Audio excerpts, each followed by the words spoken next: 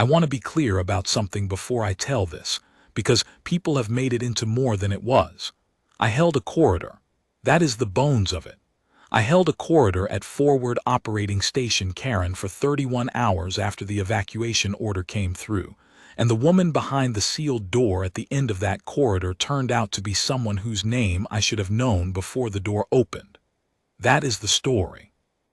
What people made of it afterward, the media dispatches, the diplomatic notation, the two-line entry in the Vethoran honor record that I have never read aloud and do not intend to, that belongs to them. This part is mine. I was 44 years old, and I had been posted to FOS Karen for a little over 3 years. Karen was a border garrison on the Tesavith corridor, which is the kind of name that sounds important until you have stood watch on it for 900 consecutive nights and realized it is a pressurized resupply junction built inside a decommissioned fuel depot at the edge of a shipping lane nobody used anymore. The Vethoran sovereignty maintained it as a treaty obligation. The Galactic Frontier Authority, my employer, maintained a 6-person security attachment as a treaty reciprocal. I was the senior NCO. My job was perimeter and corridor watch, 12-hour rotations, alternating with Sergeant Hallam Day. We covered 2 corridors, 1 service lift, and the main pressure seal between the garrison interior and the docking arms. We logged traffic. We verified credentials. We reported maintenance issues to the Vethoran station crew, who fixed them when they felt like it, which was rarely. It was not a post anyone requested. It was a post people were assigned to when there was nowhere else to put them, and I had been nowhere else for most of my career. I did 8 years at Talhan Relay, 4 years at Outpost Severin, 2 years at the Carathpel Freight Desk before the restructuring dissolved it, and a year at the Draven Corridor Way Station that closed 6 months after I left. I was not a man with a trajectory. I was a man with a clean record, a steady watch log, and no dependents, and the Frontier Authority valued those qualities in people it sent to places no one cared about. I did not resent this. I understood the system, and the system understood me, and we had reached an accommodation that suited us both. I am telling you this so you understand that when I say I held the corridor, I do not mean I made a decision. I mean I stayed at my post. There is a difference, and most people don't hear it, but it matters to me. FOS Karen was a hexagonal structure, 6 pressurized modules arranged around a central atrium, connected by corridors labeled A through F. The docking array was mounted to the outer hull at the A-module juncture. The common area and mess were in B. The crew quarters, both Vethoran and Frontier Authority, were in D, and EF was storage. And C was the old quarantine block, a sealed medical wing at the end of a 92-meter corridor, built to handle biohazard containment during the station's original use as a fuel processing facility, repurposed once as a diplomatic medical suite, and then locked shut for the better part of a decade. In 3 years, I had never seen it opened. The corridor to C-Wing was my primary post. It ran straight from the central junction for about 70 meters, then curved gently to the right for the final 22, terminating at a heavy-pressure door, military-grade hatch, manual lock on the inside, biometric panel on the outside that I did not have clearance for. The curve was important. It meant that from my bench at the junction end, I could see roughly 60 meters of corridor but not the door itself. To check the door, I had to walk the full length. I did this at every shift change and at irregular intervals throughout the watch, because a post you don't walk is a post you don't hold. That was something Sergeant Marin Calais had told me at Talhan 20 years ago, and I had never forgotten it. The bench was bolted to the wall at the 18-meter mark. The maintenance panel at 40 meters buzzed every time the ventilation cycled, which was every 9 minutes. I knew these things the way you know the rhythm of your own breathing, not because they mattered, but because when you walk a corridor 4,000 times, its sounds become part of your biology. The convoy came through on a 10th day morning. It was the 41st day of the Vethoran administrative cycle, which I only remember because I had just filed my quarterly watch summary, and the ink was still drying on the binder. The Karen docking array could handle 3 standard-class vessels simultaneously, which it almost never did, and on that morning it handled 4, which it absolutely was not rated for. The dock supervisor, a Vethoran named Seth Artavan, a thin man with gray-green skin and a permanent expression of mild exasperation, had been arguing with someone on comms for most of the preceding night cycle. By the time I came on shift at 600, there were already 2 Vethoran naval escorts locked to the outer arms and a diplomatic transport on final approach. Hallam briefed me at the corridor junction. He was 5 years younger than me, broad-shouldered, perpetually tired, and the best NCO I had served with in the sense that he did his job without commentary and expected the same from everyone around him. He said the convoy was a diplomatic transit under Vethoran Sovereignty Seal high clearance, which meant we would not be told who was aboard or why. He said one of the escort ships had taken damage in transit, hull breach, sealed, but the escorts had been running defensive formation since. He said there was a medical situation. He said the sealed wing at the end of Sea Corridor had been opened and prepped by the Vethoran medical team during the night cycle, and that whoever was injured had been moved there before our shift change. He said our instructions were to maintain corridor watch on Sea Corridor, restrict access to credentialed Vethoran medical personnel only, and log everything. I asked him who had issued the instructions. He said the convoy commander, through Seth Artavan. I asked him if the convoy commander had identified the patient. He said no. I said all right and took my post. For the first 6 hours, things were quiet. 2 Vethoran medical officers entered the sealed wing at 7:40 and exited at 9:20. They wore standard medical coats with the Vethoran Sovereignty crest, a stylized ring of interlocking tessera that I had seen on every piece of official correspondence since my posting began. They did not speak to me. They showed their credentials to the biometric panel, the panel chirped, the door opened and they went in. When they came out, they walked past my bench without acknowledgement. I logged the entries and exits, noted the times and sat. A Vethoran naval officer, uniformed, rank insignia I recognized as mid-tier command, a woman with a rigid posture and a face that suggested she had slept even less than Hallam, entered at 10:15 and exited at 10:30. She did not acknowledge me. The door opened for her, she went in, she came out. I was furniture. That was fine. I had been furniture at better posts than this one. At 11:15, I made my routine walk to the sealed door. I checked the panel green status indicator, sealed, locked from inside. The indicator light cast a small green circle on the deck plating, the only point of color in a corridor that was otherwise institutional gray from floor to ceiling. I pressed my ear to the door, which was not standard procedure, but which I had been doing at every posting since Talhin because you learn more from listening than from staring at a status light.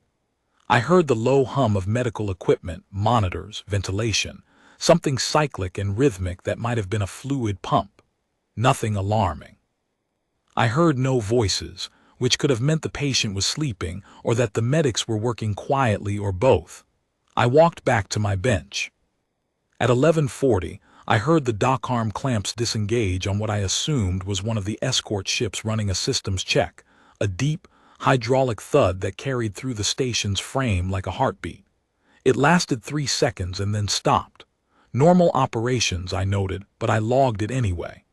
At a station like Karen, you log everything, because the log is the only proof you were awake. At 12:47, Seth Artavan came down the corridor at a pace I had never seen from him. Seth was a measured man. Vethoran station administrators are trained to project calm, and I had seen him handle a pressure loss alarm and a freight dock fire with the same flat, unhurried composure. On this occasion, he was walking fast enough that the hem of his administrative coat was lifting behind him, and his face had the particular quality of someone who has just been told something he cannot repeat and does not want to know. He stopped at my bench. He stood there for a moment composing himself, and then he told me. The Corridor Defense Coordination had issued a priority advisory. A Dorothy Gemini strike formation, 16 combatant vessels, confirmed, had been detected 3 transit jumps out, moving along the Tessavith Corridor approach vector. FOS Karen was directly in the projected transit path. The formation's estimated arrival window was 14 to 18 hours. I asked him what the directive was. He said the directive was to evacuate all non-essential personnel to the convoy escorts, which would depart within the hour. The docking array would be decoupled. The garrison would be placed on automated standby. I asked him whether the patient in the sealed wing was being moved. He paused. It was a long pause, the kind of pause where you can see a person deciding how much truth to share. Then he said the patient could not be moved. The injuries were such that transit in a standard escort vessel would risk complications the medical team was not equipped to manage in a shipboard setting. The sealed wing had its own life support loop, independent power, independent ventilation, independent thermal regulation, and could sustain a patient for up to 72 hours without the garrison's main systems. 2 Vethoran medical officers and 1 Vethoran guard would remain inside the sealed wing with the patient. The door would be locked from inside. I asked him whether my post was still active. He looked at me. I remember the look clearly, not confusion, not pity, not the patronizing concern of someone explaining something obvious to someone slow, something closer to recognition maybe, or maybe just surprise. He said the evacuation order applied to all Frontier Authority personnel. He said Hallam had already been notified and was preparing to board. He said I should report to the docking arm for extraction within 40 minutes. I said I understood. He left. I sat on my bench and thought about it. The corridor was quiet. The ventilation cycled. The maintenance panel buzzed. Behind the sealed door, 92 meters from the junction where I sat, someone was injured badly enough that they could not be moved, and 2 medics and a guard had stayed sealed inside with them because moving them was worse than staying. If I left, C corridor would be unmanned. The junction would be open. If anyone came through the garrison after evacuation, scavengers, Dorothy forward scouts, opportunists, there would be nothing between them and that door except 92 meters of empty hallway and a biometric panel that would lock them out but would not stop them. I was not making a heroic calculation. I was not weighing my life against the unknown patients or computing odds or rehearsing courage. I was thinking about the fact that my post was C corridor. My shift ran until 1800 and no one had relieved me. I was thinking about Marin Callies at Talhin, 20 years ago, standing at the entrance to a smoke-filled corridor with a fire suppression canister in her hand and a calm expression, and saying to me, "A post you walk away from is a post that isn't held. If a post isn't held, it doesn't exist. If it doesn't exist, neither does the reason they put you there." In 22 years of Frontier Authority service, I had never left a post unrelieved. I had stayed through pressure alarms, power failures, a cargo fire at Talhin that had filled my corridor with smoke for 6 hours. I stayed because that was the job. You hold your post until you are relieved, and if no one relieves you, you hold your post.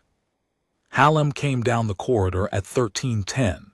He was carrying his kit bag and wearing his off-duty jacket over his uniform, which meant he was ready to board. He stopped at the bench and stood there for a moment without saying anything. His face was doing the thing it did when he was trying to find a way to say something he knew would not be received well. Then he said, "Corvin, come on." I told him to go ahead. He said the evacuation was mandatory. He said the Dorothy formation would be in weapons range within 14 hours. He said FOS Karen had no defensive capability. It was a fuel depot with a garrison bolted to it. He said there was nothing to fight with, nothing to defend, and no reason to be here when the strike group arrived. I told him I knew what it was. I had been stationed here for 3 years. I knew the structural ratings, the power margins, the hull integrity assessments. I knew that FOS Karen could not withstand a combat engagement any more than a storage shed could withstand a groundquake. I knew that 16 Doroth combatant vessels represented more firepower than the entire Tessavith corridor defense grid, and that if they chose to stop here rather than transit through, the station would last approximately 4 minutes. I knew all of that. I had run the mental arithmetic the moment Seth said the number 16, and the arithmetic was not complicated. He said, "Then what are you doing?" I told him my shift ran until 1800, and I had not been relieved. He stared at me. It was the stare of a man who has known you for 3 years and is seeing something in you for the first time that he cannot categorize. I did not blame him for it. What I was doing did not make tactical sense. It barely made procedural sense. The evacuation order superseded my shift schedule, and any review board would have cleared me to leave. But the review board was not here, and the corridor was. He said, "You're staying because of a shift schedule." I said I was staying because there was a sealed door at the end of this corridor with people behind it who could not leave, and if I walked away, the corridor would be empty. He did not answer that. He stood there for another 30 seconds, his kit bag on his shoulder, his jaw working the way it did when he was holding something back. Then he gripped my shoulder once hard, the way you grip a man's shoulder when you do not have words for what you want to say, and he turned and walked back up the corridor toward the junction. I heard his boots on the deck plating for a long time after he turned the corner. Steady, even, the boots of a man who has made a decision he does not like but understands. Then I did not hear them anymore. By 1400, the Garrison was empty. I know this because the ambient sound changed. FOS Karen was never loud. 6 Frontier Authority personnel, a Vethoran station crew of 11, and whatever transient traffic came through the docks, but it had a living sound. Boot falls in adjacent corridors, the hum of the common area ventilation, the distant clang of docking arm machinery, the occasional scrape of a chair in the mess. By 1400, all of that was gone. The convoy escorts had undocked. The station had the sound of a place with no one in it. Not silence exactly, but something flatter and wider than silence, like standing in a room where all the furniture has been removed and the walls have nothing left to bounce your voice off of. I secured the junction end of C corridor. There was a manual pressure seal, a secondary door, lighter than the sealed wing hatch, meant for corridor isolation during maintenance operations. I closed it and dogged all 4 latches. It would not stop anyone determined, but it would slow them and it would make noise. Then I walked the full length of the corridor, hand on the wall, checking each maintenance panel, each ventilation grill, each emergency access hatch. I confirmed the sealed wing door was locked, green status indicator, sealed from inside. I pressed my palm flat against the door for a moment. The metal was cool. I held it there for 3 or 4 seconds, then I took my hand away. Then I went back to my bench and sat down. I had my sidearm, a standard-issue Frontier Authority service pistol, 10 years old, well-maintained with 2 full magazines. I had my watch log, a physical binder, because FOS Karen's digital logging system had been unreliable for the last 8 months, and I had been filing paper backups since the 3rd system failure. I had a canteen, 3/4 full. I had a ration bar in my jacket pocket, which I had been carrying since morning and had forgotten about. I opened the watch log and wrote 1400. Garrison evacuated. C corridor secured, junction door dogged, 4 latches, post maintained. Patient status, sealed wing locked from inside unknown. Doroth formation ETA, Est, 1214 HRS. Then I waited. The first 4 hours were the easiest because they felt like a normal watch. I sat on my bench. I listened to the ventilation cycle every 9 minutes. I checked my sidearm, safety, magazine, chamber, safety. I made entries in the log every 30 minutes. 1430, no movement, junction secure, sealed door status green.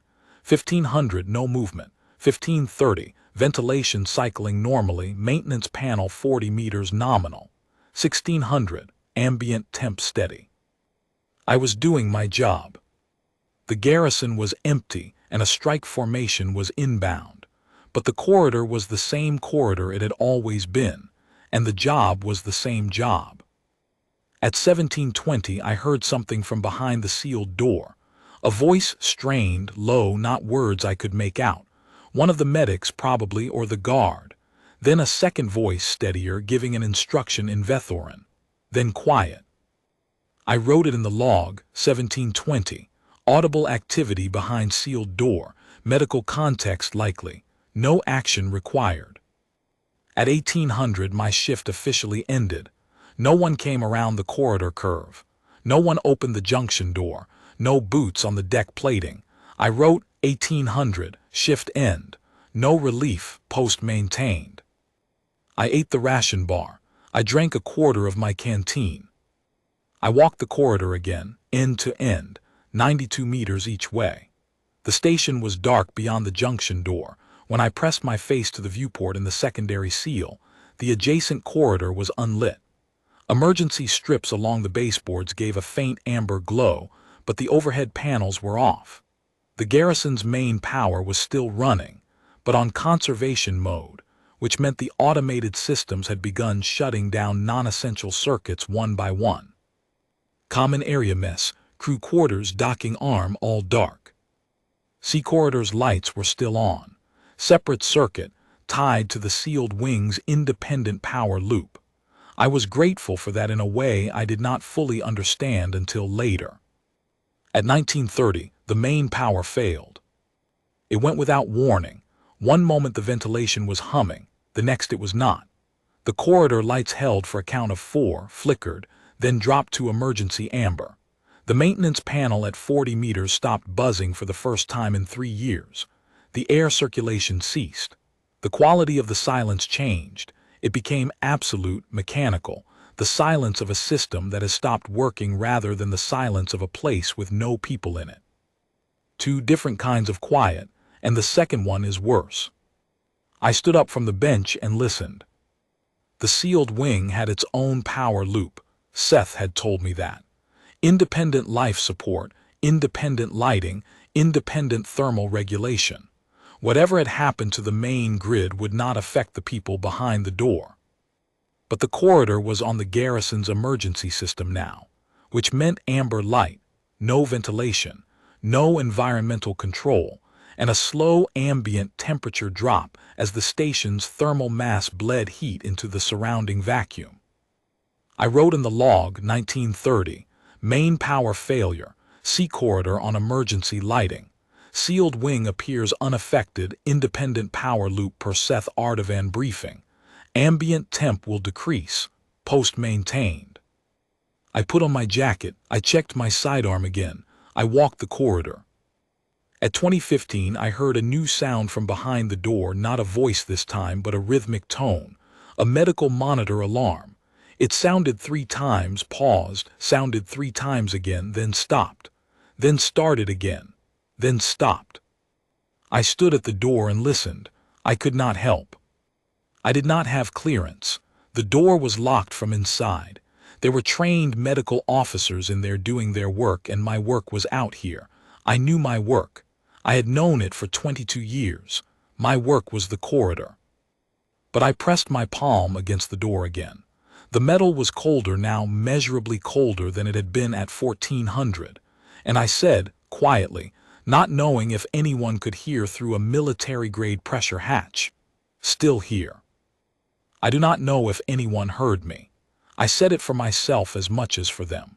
The words mattered because they were true, and because saying them aloud in an empty corridor made them real in a way that thinking them did not.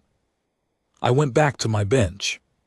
The hours after that moved differently.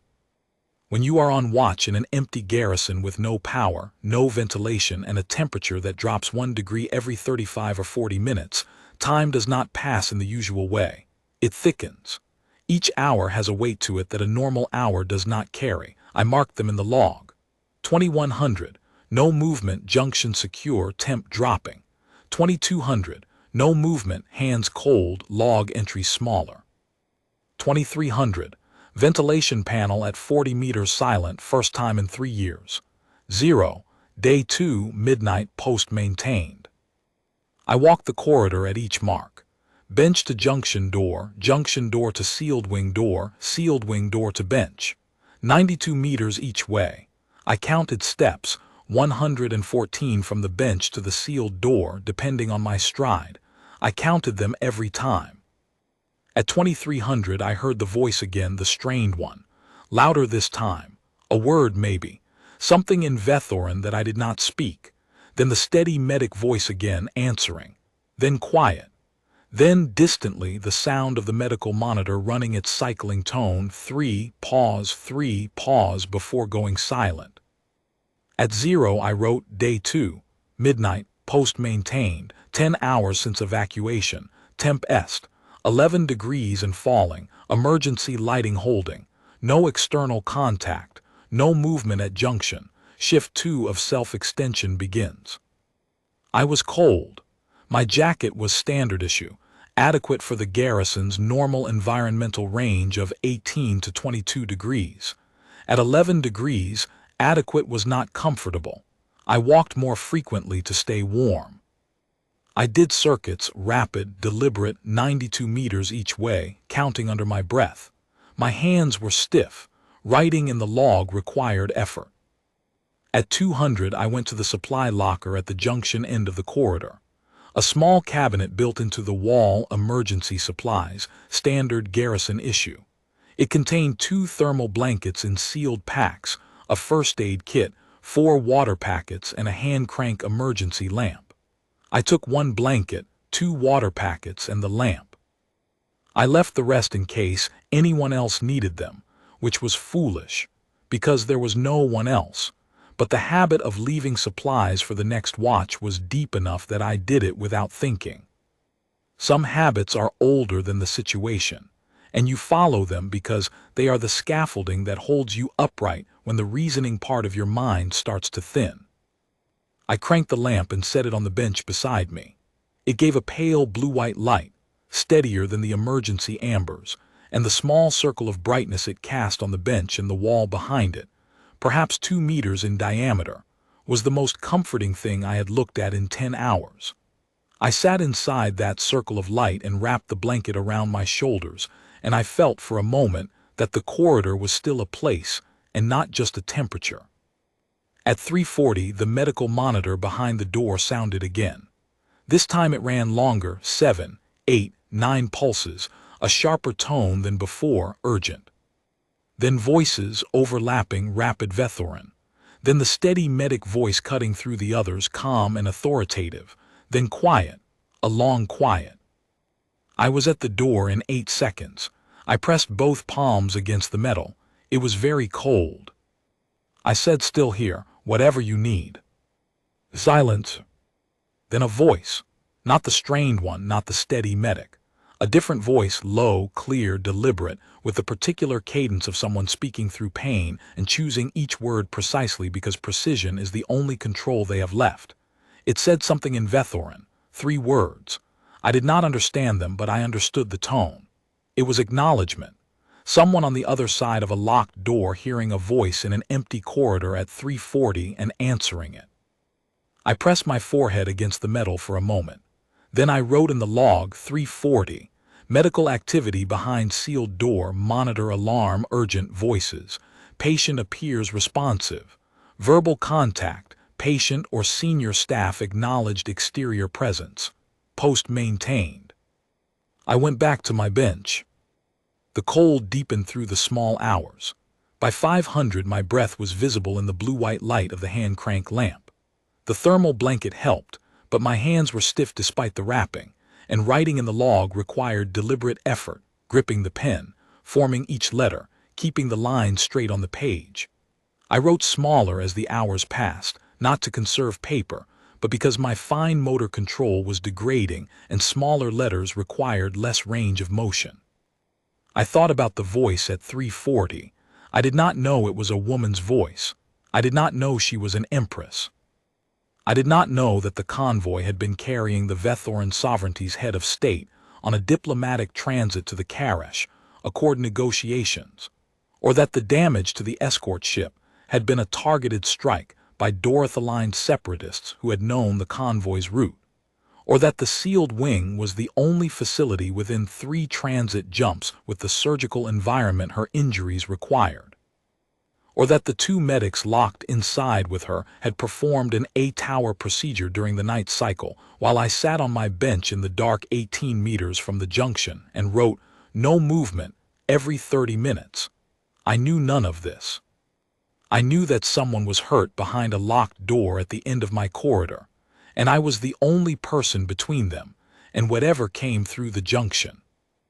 At 600 I wrote, Day 2 600, 16 hours since evacuation, post maintained, temp est, 6 degrees C emergency lighting dim, battery degradation likely, hand crank lamp operational, no external contact, no movement at junction, 1 water packet remaining. I ate nothing. I drank the last of my canteen water in one of the supply locker packets. I walked my circuits. The morning hours, if you could call them morning in a station with no windows and no functioning day cycle lighting, passed slowly. I walked. I cranked the lamp. I listened at the sealed wing door at 7:30, 8:30, 9:15. At 8:30, I heard the steady medic voice giving measured instructions. At 9:15, I heard what might have been a laugh, brief, pained, cut short, and then the low, clear voice saying something in Vethoran that ended on a rising note. Not a question exactly. Something between amusement and resignation. The sound of someone who has been in pain long enough to find a dark humor in it. I wrote it in the log because I wrote everything in the log, and because the log was the only witness I had. At 1000, the emergency lighting in C corridor failed. The amber strips along the baseboards flickered twice and went dark. The corridor was black, absolute, pressurized, subterranean black, the kind of dark that has physical weight, that presses on your eyes and makes your balance uncertain. My hand crank lamp was the only light. I cranked it until my forearm ached, and the pale blue-white circle it cast on the wall was perhaps 2 meters wide. Beyond it, nothing. I sat very still for a moment and listened to my own breathing, controlled, even, through the nose. I had breath discipline from 22 years of watch duty, and it held. The darkness pressed close, and I let it, because fighting darkness wastes energy, and energy was something I could no longer afford to waste. I thought about Marin Callise's voice, 20 years distant, telling me that a post exists only as long as someone holds it. I thought about the line of light under the sealed door, steady, white, alive, and the people behind it who did not know that the corridor outside was dark. Then I got up and walked the corridor in the dark, one hand on the wall counting steps, 114 to the sealed door. The wall was cold under my fingertips, the same temperature as the air now, which meant the station's thermal mass was equalizing. The door was cold under my palms. But there was light behind it. When I pressed my face close, I could see a faint line of white at the bottom, where the door met the deck plating. The sealed wing's independent power was still running. They had light, they had warmth, they had life support. I pressed my forehead against the metal. I said, "Power's out in the corridor. I have a lamp, I'm not going anywhere." Silence. Then, after a long pause, a single knock on the other side of the door. One knock, firm, deliberate, against the inside of the metal. I heard it through the hatch clearly. I knocked back once. Then I walked back to my bench in the dark, one hand on the wall, counting steps, and sat down with the lamp between my boots and the blanket around my shoulders and the watch log in my lap. I wrote 1000. Emergency lighting failed, C corridor. Hand crank lamp only. Sealed wing power confirmed active, light visible under door. Verbal physical contact with sealed wing. Acknowledged, 1 knock exchanged. Post maintained. The hours between 1000 and 1700 are the ones I remember least clearly, and the ones that weighed the most. Cold does something to time. It narrows your awareness, pulls your focus inward, makes the world smaller and closer and slower. Each hour was a room I had to cross, and crossing it took longer than the last one. I walked my circuits in the dark, hand on the wall, counting steps, bench to junction, junction to sealed door to bench. I cranked the lamp. I checked the junction door by touch, running my fingers over the 4 latches, confirming each one was still dog-tight, still holding. I listened. I wrote in the log at 30-minute intervals because the act of writing, gripping the pen, forming the numbers and letters, maintaining the structure of the record, was a discipline that kept me attached to the scaffolding of time when my body wanted to let go of it. The cold was no longer something I experienced. It was something I inhabited. My breath came out in thin white clouds that the lamp caught and turned pale blue before they dissipated. The metal walls radiated cold like open windows. The deck plating under my boots felt like standing on frozen ground, and I could feel the chill climbing through my soles into my ankles, my shins, my knees, settling into the joints with a dull persistence that was worse than pain because pain has a shape and cold in the joints does not. I flexed my hands every few minutes to keep them working. I stamped my feet at the bench. I walked faster on my circuits, trying to generate heat I could not sustain. At 1100, I stood at the sealed door again and listened. The faint line of light under the door was still there, steady, white, reassuring. Inside, the medical equipment hummed. I heard no voices. I pressed my palm against the door. The cold of the metal and the cold of my hand were the same temperature now, which meant I could barely feel the surface. I stood there for a minute, breathing slowly, and then I walked back. At 12:30, I went to the supply locker and drank the last water packet. I found a maintenance toolkit in the bottom of the cabinet, a small pouch of tools intended for the ventilation system, and I used the insulated grip wraps to wrap my hands. They helped. Not enough, but enough. I also found, buried under the toolkit, a packet of nutrition tablets, the kind they stock for emergency survival situations, calorie-dense and tasteless. I took 2 and chewed them slowly. They sat in my stomach like gravel, but they were something, and something was better than what I'd had, which was nothing for 18 hours. At 1400, 24 hours since the Garrison had emptied, I wrote, Day 2, 1400, 24 hours since evacuation, post maintained, temp est, 2 degrees C, no external contact, no movement at junction. Patient status, unknown since 9:15 contact. Hand crank lamp operational. Water supply exhausted. Physical status, cold, functional, alert. I underlined alert because I wanted it to be true, and because writing it made it closer to true, and because the log was the last structure I had. At 15:30, I heard something I had not heard before, not from behind the sealed door, from the junction end of the corridor. A sound, metallic, brief, the kind of sound a latch makes when it is tested from the other side. I stood up, I turned off the lamp. The corridor was absolute dark. I drew my sidearm and walked toward the junction door in the dark, one hand on the wall, counting steps, 38 steps from the bench. I reached the door and pressed my ear against the metal. My breathing was controlled, slow, even through the nose. The sidearm was in my right hand, safety off, index finger along the guard. Nothing, no sound. No movement, no second test. I stood there for 10 minutes, in the dark, in the cold, with my ear against a metal door and a weapon in my hand and no information about what might be on the other side. It could have been thermal contraction, the station's hull shifting as the structure cooled. It could have been a maintenance system cycling down. It could have been something else. I had no way to know. I had only the door and my ears and the weight of the pistol in my hand. There is a state you reach after 25 hours on watch in the dark and the cold where fear is too expensive. It costs energy you do not have. What replaces it is a flat, clear, unsentimental readiness. If the door opened, I would deal with what came through it. If it did not, I would go back to my bench. Those were the only 2 outcomes, and I was prepared for both. It did not open. I went back to my bench. I turned on the lamp. I wrote 1530.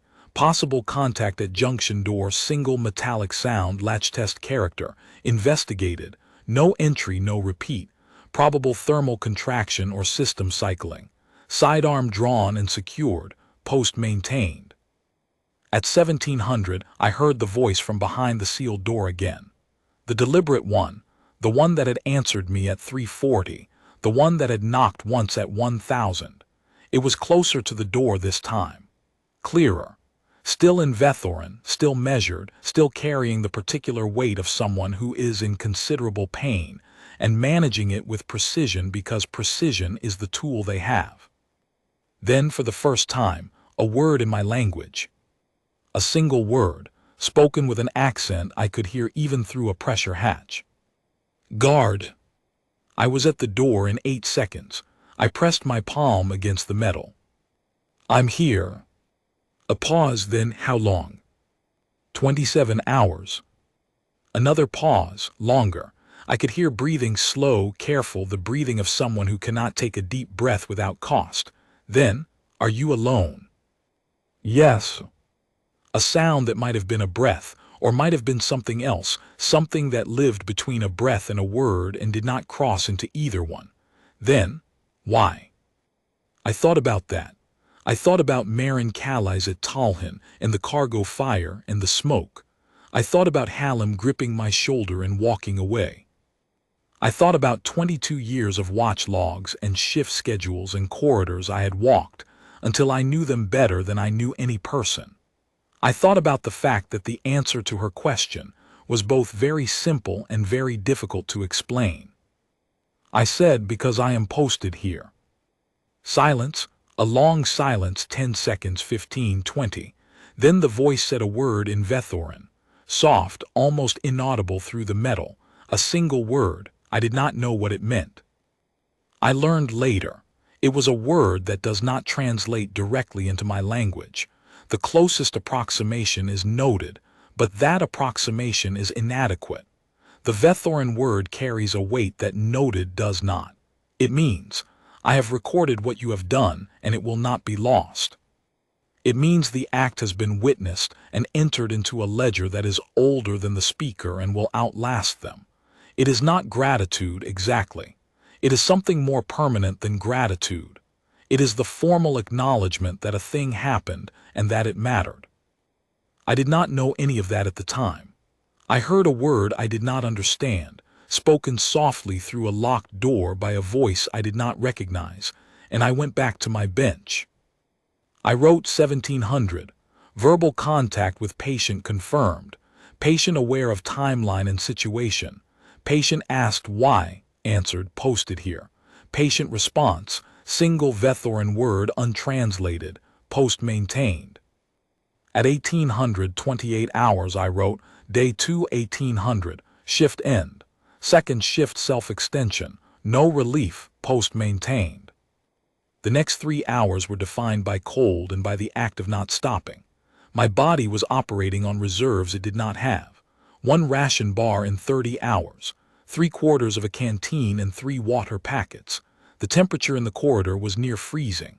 My hands were wrapped in insulated grip strips, my torso in a thermal blanket, and I was shivering in a constant, low-grade tremor that I could not stop and eventually stopped trying to. I walked my circuits. I cranked the lamp. I wrote in the log. The writing was barely legible, small, cramped, uneven, but I wrote. 1900, post-maintained. 1930, post-maintained. 2000, post-maintained. At 2030, the junction door opened. I heard it clearly, the latches disengaging, one by one, the hiss of the pressure seal releasing, the heavy swing of the door on its hinges. I was on my feet with my sidearm drawn before the sound finished. Light came through the doorway, bright, white, operational light, the kind that comes from functioning overhead panels in a powered corridor. Someone had restored the Garrison's main systems. I squinted against it, my eyes adapted to hours of darkness and a hand-crank lamp. The brightness was physical, it pressed on my retinas like a hand. A figure in the doorway, Vethoran military, the uniform was visible even through the glare. Sidearm holstered, hands visible, posture non-threatening. Behind them, another figure and another. A squad. Vethoran naval personnel. Armed, moving with the particular purpose and efficiency of people securing a space they expect to be empty. The first one stopped when they saw me. I was standing in the middle of C corridor with a service pistol in my right hand and a thermal blanket over my shoulders and 30 hours of cold and dark on my face. I imagine I was not what they expected to find. I lowered the sidearm. I said, "Frontier Authority, Senior NCO Corvin Des, I hold this corridor." The lead officer, a Vethoran lieutenant I learned later, attached to the relief squadron that had diverted to Karen after the Doroth formation altered course, stared at me for 3 full seconds. Then she said something into her comm unit, Rapid Vethoran, and 2 more officers came through the junction door and moved past me down the corridor toward the sealed wing. Someone handed me water. Someone else put a heated wrap around my shoulders, military issue, the kind that activates on contact and radiates warmth into your core. I stood where I was and watched them work. The corridor filled with light and sound and people, and after 31 hours of emptiness, the density of it was almost too much. They opened the sealed wing door from the outside.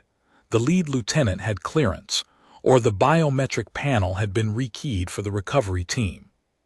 The heavy hatch swung inward, and light from inside the sealed wing mixed with light from the restored corridor, and I saw, for the first time, the space I had been guarding.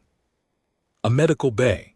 Small, 4 beds, 2 monitoring stations, a compact surgical unit along the far wall, 2 Vethoran medics in rumpled medical coats, hollow-eyed with fatigue, standing beside a bed.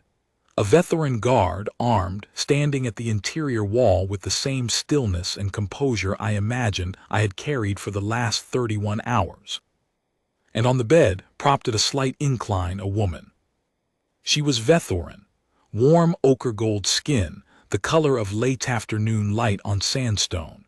Dark auburn hair, long, gathered loosely behind her, with a thread of copper through it that caught the medical lighting. Eyes the color of pale green glass, sharp, clear, focused, with a faint luminescent ring around the iris that I had never seen in any species and have not seen since. Her left arm was immobilized from shoulder to wrist in a medical brace, and a thin line of surgical closure, precise, healing, ran along the right side of her jaw. She was sitting upright despite whatever injuries had kept her in that bed for 31 hours, and her posture was not the posture of a patient. It was the posture of someone who holds authority the way other people hold their breath, constantly, naturally, without thinking about it. She was looking at me.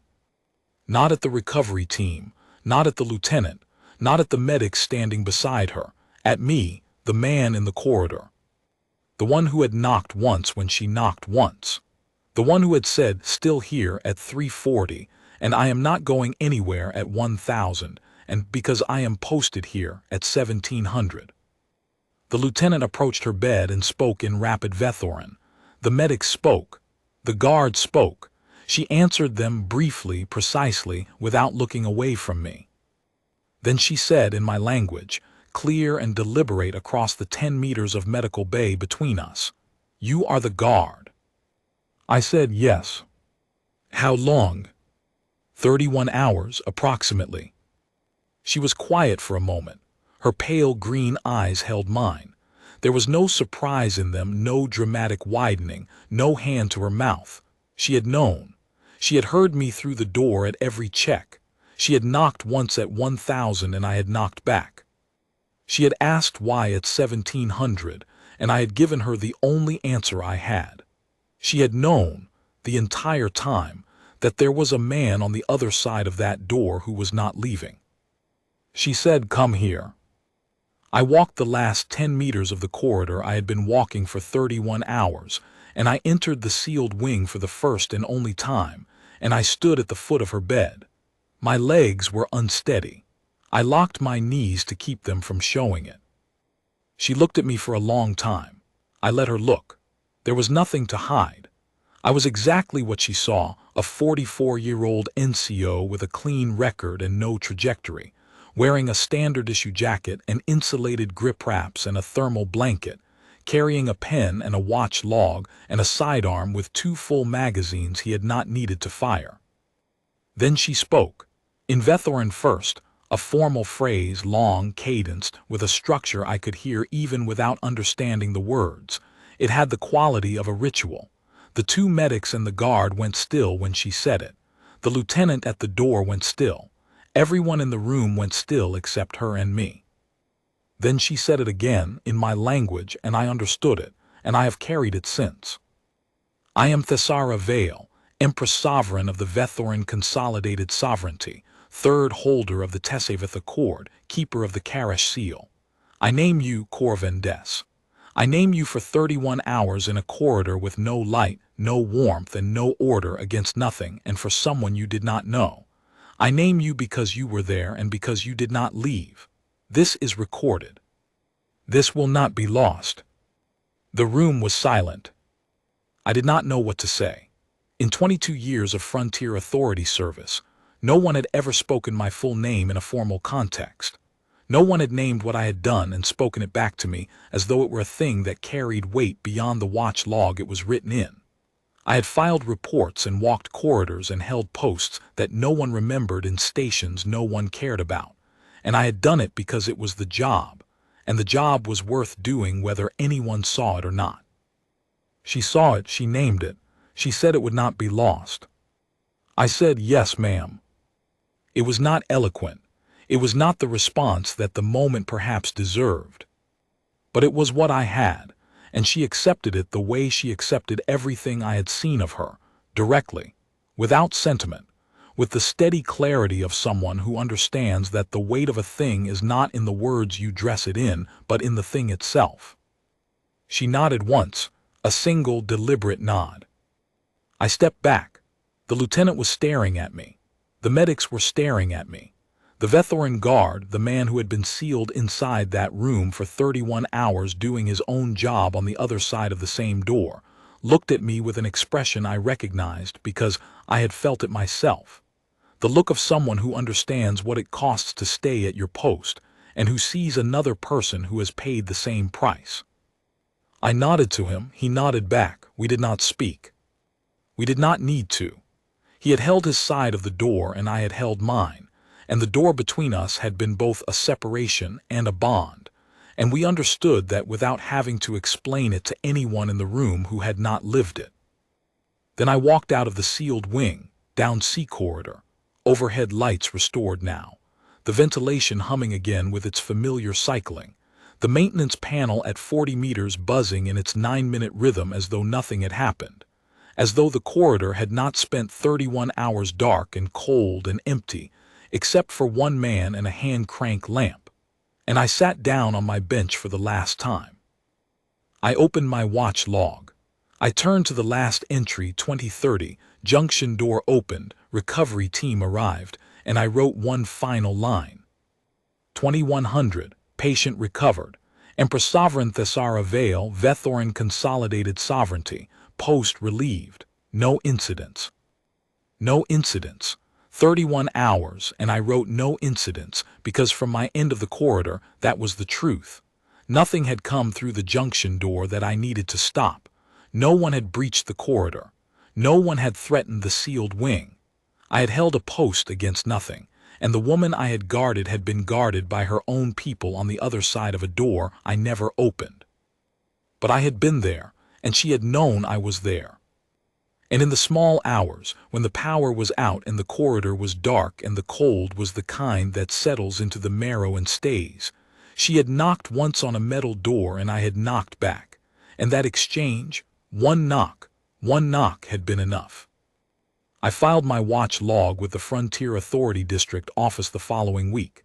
It was received, stamped, and archived without comment.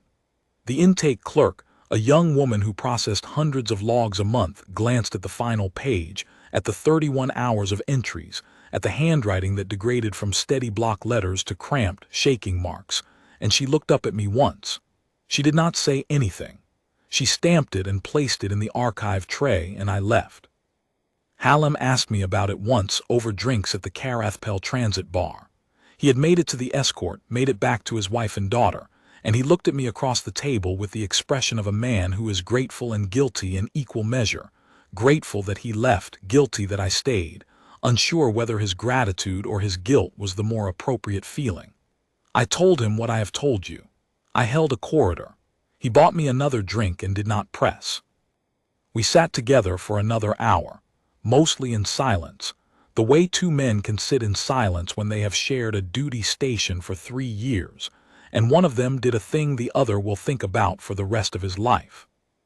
The Vethoran honor record entry came 3 months later, a formal notification delivered to my posting address, written in Vethoran with a Frontier Authority translation appended. I read the translation once. It said that Corvin Des, Frontier Authority Senior NCO, had been entered in the Vethoran record of named service for sustained watch under adverse conditions in defense of a sovereign person. It said the entry had been authorized by Empress Sovereign Thessara Vale personally. It said the record was permanent and would be maintained as long as the sovereignty endured. I put the notification in my footlocker. I have not taken it out since. People have asked me, Hallam, my district supervisor, a Frontier Authority correspondent who wanted to write a feature, whether I knew. Whether I knew it was the Empress Sovereign behind the door, whether that knowledge was why I stayed. No, I did not know. I stayed because there was a sealed door at the end of my corridor with people behind it who could not leave, and I was the only one between that door and whatever might have come through the junction. I would have stayed if it had been a freight worker. I would have stayed if it had been an empty room. I would have stayed because the post was mine, and no one had relieved me, and the corridor needed holding. But I will tell you this, because it is the part of the story that I keep, the part that I return to when the lights are off, and the corridor is quiet, and I am alone with the memory of it. When she said my name, my full name, spoken with the weight of a formal record, spoken by an empress to a man she had never seen and would perhaps never see again, I understood, for the first and only time in my career, that the job had always been worth doing.